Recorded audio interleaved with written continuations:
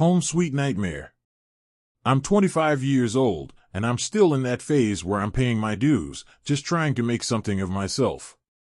Back in high school, my grades were nothing to brag about. Now, I'm juggling technical college and a part-time job, trying to make ends meet. My folks are doing pretty well for themselves. My mom's a lawyer, and my dad works as an airplane mechanic. But I've always wanted to carve out my own path, just like they did. So, yeah, I've been hustling hard these days. The only problem? Our family home is way out on the edge of town, which means I've got nearly an hour's drive into the city every day. It's wearing on me, and my parents could tell. So, they came up with a plan. See, my uncle, who was also an airplane mechanic, he even taught my dad everything he knows, passed away about 6 months ago from an illness. He didn't have a wife or kids, so when he died, he left everything to my dad, his younger brother. That included a pretty nice house, just a short 5-minute drive from the city. My dad figured I could save on gas if I moved in there. Honestly, I didn't have any objections, especially since it was so close to town. So, with a shrug, I agreed. The story I'm about to share is about my time living in that house. I remember the day we moved my stuff like it was yesterday. The sky was bright and clear, and the heat was almost unbearable. My dad and I pulled up to the place with most of my belongings packed in the truck. The house stood tall with 2 stories and was painted this deep hunter green. Other than a few shingles that needed fixing and some peeling paint, it looked pretty good. I'd been there before, a couple of times when I was a kid. My uncle didn't have much going on for kids, though. The guy only had one TV in the whole place. Walking inside, I noticed not much had changed. Most of the furniture was the same, just covered in sheets to keep the dust off. I saw a photo sitting on the mantel, one of me, my dad, and my uncle from that fishing trip we went on years ago. My uncle was always a quiet guy, never said much. I used to wonder why he never had a family. When I asked, he'd just laugh and tell me he was too stubborn and set in his ways. He always made sure to remind me about the value of hard work, telling me if I put in the effort, I could have anything I wanted and never have to rely on anyone. While my uncle and I weren't especially close, I could honestly say I'd miss him. After taking that little stroll down memory lane, my dad and I got to work unloading my stuff. I didn't have a ton to move in, just a TV, some clothes, and my game consoles. But as we were carrying things inside, I noticed something odd. There was this strange smell hanging in the air. I couldn't quite figure out what it was, but if I had to guess, maybe a rat had died in the walls or something. My uncle had been gone for a while, so I figured it wasn't unusual. I thought a few air fresheners would take care of it.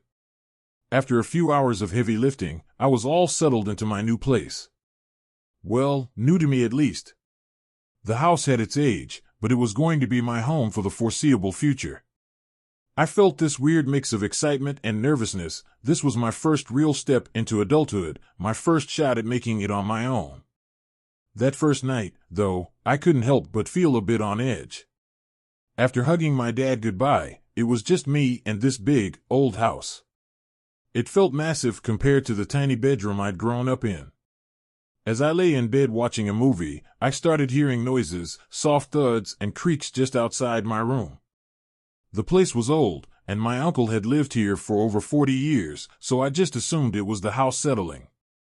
After the movie, I tried to shake it off and get some sleep, knowing I had a long day of school and work ahead of me. A few days went by, and everything seemed pretty normal, for the most part. The only thing that kept bugging me was that weird smell. It just wouldn't go away.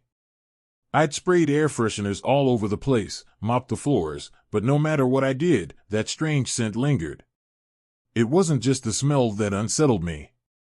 Sometimes, I'd get this eerie sensation, like someone was watching me. You know that feeling when you can practically sense eyes boring into the back of your head? But I brushed it off, chalking it up to nerves, part of adjusting to adult life. However, there was one night that still baffles me to this day. I'd just gotten home from a rough shift at work, and something immediately felt off. When I left that morning, I'd made sure every light was turned off and all the doors were locked. But as I pulled into the driveway that night, the entire house was lit up like a Christmas tree. Confused, I killed the engine and sat there, staring at the house. If my parents had come by, they would have let me know, but they hadn't mentioned anything. Plus, I had the only key, and it was right there in my pocket.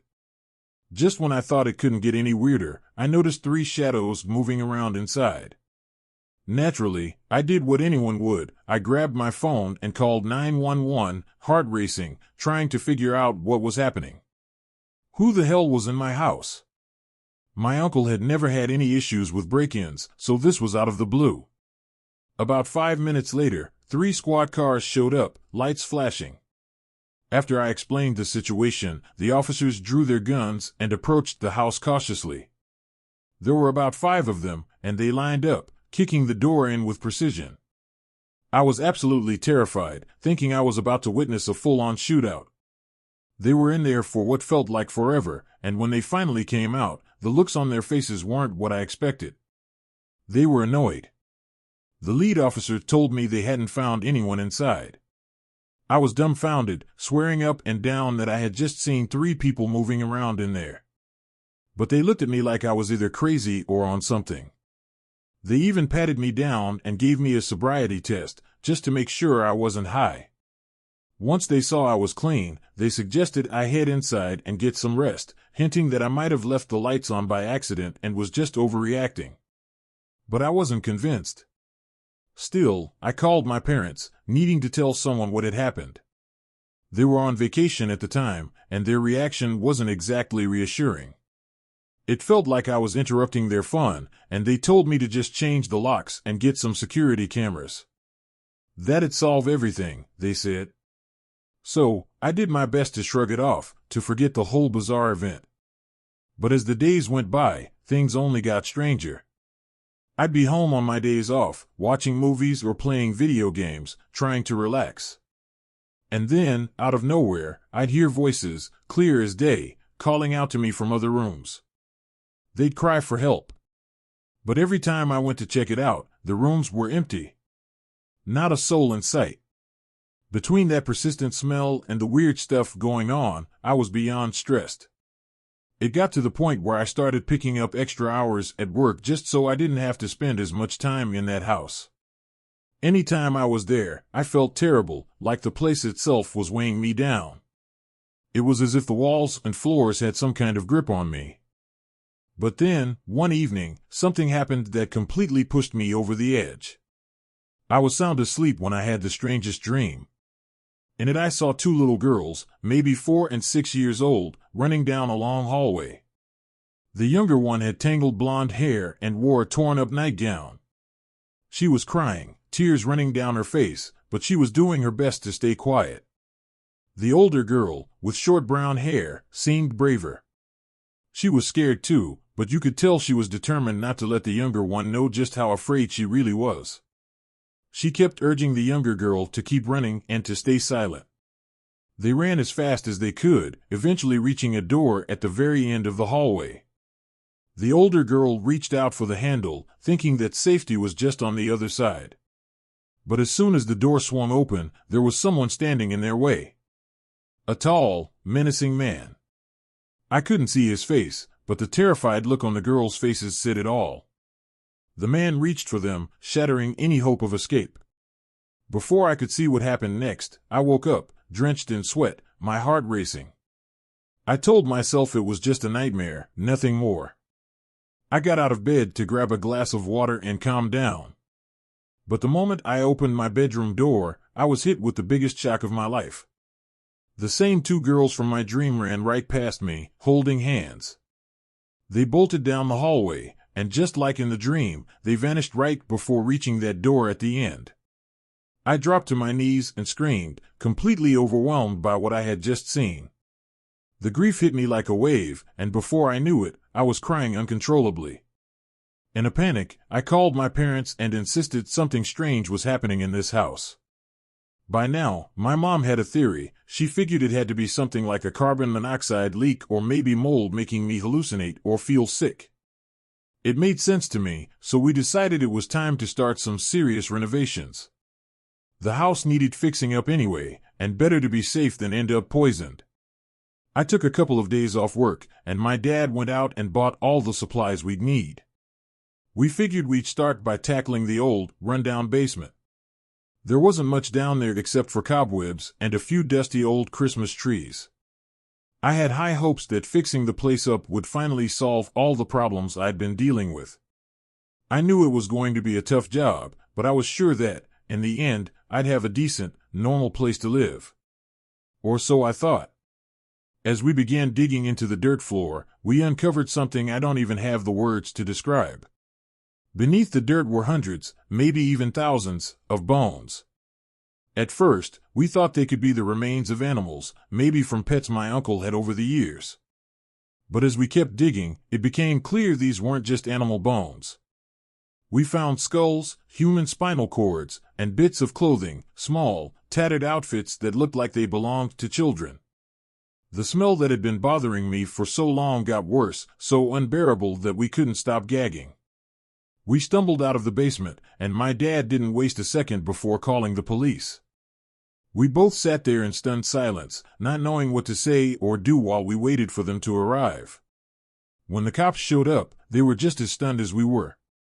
Within minutes, my house was a total madhouse.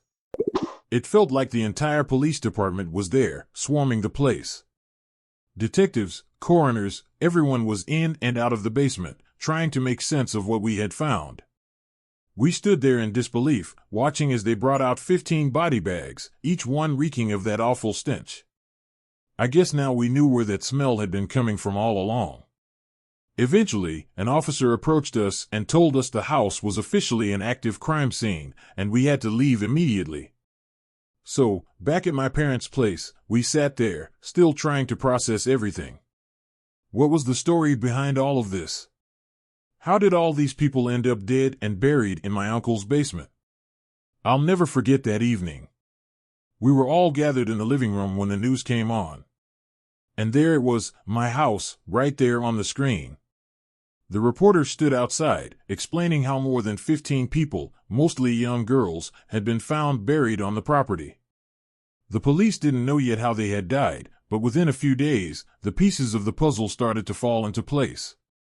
After running DNA tests and scouring every inch of the house and yard, the truth came out. My uncle, the man I thought I knew, was a serial killer.